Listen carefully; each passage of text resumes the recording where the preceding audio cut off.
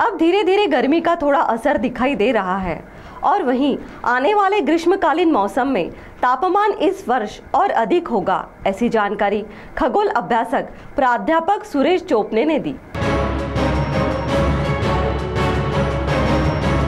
ग्रीष्मकाल का आगाज हो चुका है। बावजूद फरवरी माह शुरू रहते दिन भर तपिश रहती है और सुबह और शाम के समय मौसम में नमी आती है, जिससे दिन भर की गर्मी से थोड़ी राहत मिल रही है।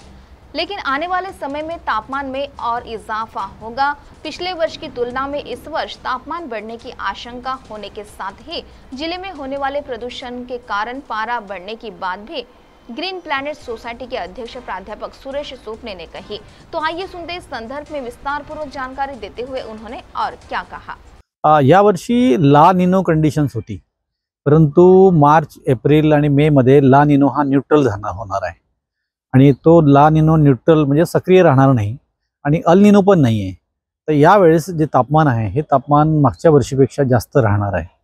तसंही 2024 मधलं जे तापमान आहे, सरासरी जागतिक तापमान आहे ते 1.54 डिग्री सेल्सिअस वाढलेलं आहे आणि 2025 मध्ये जे रेकॉर्ड आहे 2024 ते रेकॉर्ड पण तोडण्याचे सर्व अंदाज कॉम्प्युटर मॉडेलनी आणि वैज्ञानिकांनी व्यक्त केलेले आहे।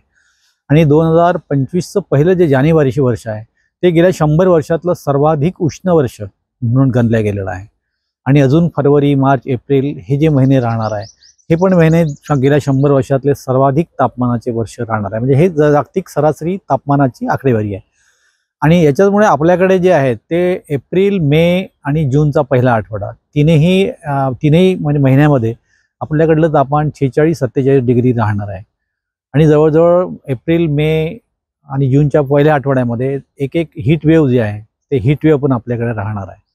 म्हणजे तापमान वाढ जी आहे ते जागतिक तापमान जशी होत आहे तशी आपल्याकडे पण विदर्भामध्ये तापमान वाढ मोठ्या प्रमाणात झालेली आहे आणि या वर्षी सर्वाधिक तापमान जास्त असण्याची शक्यता वर्तवण्यात आलेली आहे। चंद्रपुरातलं प्रदूषण आता चंद्रपूर, नागपूर, वर्धा, अकोला हे जसं तापमानाचे शहर आहे तसेच हे प्रदूषणाचे पण शहर आहे आणि या प्रदूषणामुळे तापमानात वाढ होण्यास आपल्याकडे मदत होते।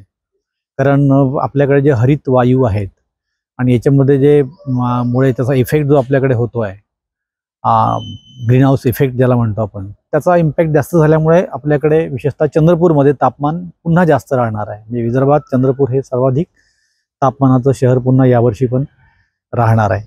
यावर उपाययोजना ज्या करायला पाहिजे त्या फार हळू होत आहे। जसं चंद्रपूरमध्ये आता एनकॅप लागू झालेला आहे, जे महाराष्ट्रातले 19 शहरं एनकॅपमध्ये येतात, परंतु उपाययोजना ज्या व्हायला पाहिजे प्रदूषण कमी करण्यासाठी त्या उपाययोजना फार हळूहळू होत आहे आणि म्हणून 10 वर्षापासून उपाययोजना चालू आहे आणि अजूनही चालू आहे, म्हणून याचा काही फारसा परिणाम झाला नाही आणि म्हणून तापमानात पुन्हा याच्यात वाढ आपल्याला दिसेल।